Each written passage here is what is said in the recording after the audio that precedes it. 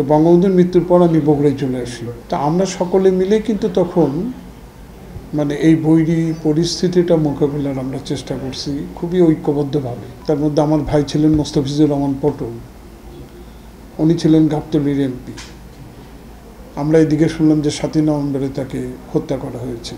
আজ পর্যন্ত আমরা যদিও তার কোনো লাশ পাইনি। আমাদের এমন কোনো নেতা নাই যে তাদের হামলার শিকার হয় নাই।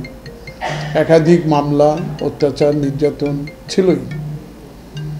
আর কিন্তু একটা বিষয় কি, মানে আমরা কিন্তু এখানে মানে আমরা শক্তভাবে কিন্তু তাদের মোকাবেলা করতে পারতাম।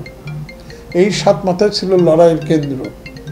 আমরা কিন্তু অনেক সময় ওদের পুলিশের সামনেই আমরা যুবদল, তখন সেই যুবদলকেও কিন্তু ৭ মাথা থেকে তাড়িয়ে দিতাম।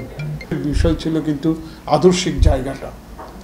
আমরা তখন সবসময় মনে করতাম দ্বিতীয় বিপ্লবের সংগ্রামটাই আমাদের কাছে বড়।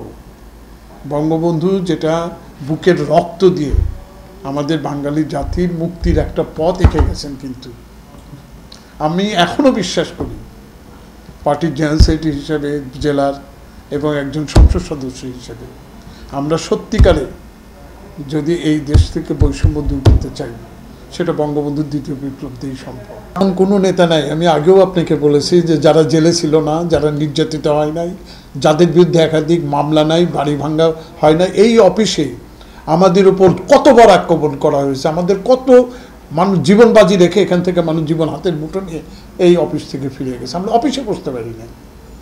মানবাধিকার তো দূরের কথা। আমরা এই কঠিন অবস্থার মধ্যে আমাদের কোনো নেতা, বললাম তো, আপনি যার কথা বলবেন, এমন ছাত্র নেতা, যুব নেতা যাদের হয়তো দেখা যায় 20টা 21টা করে মামলাও রয়েছে।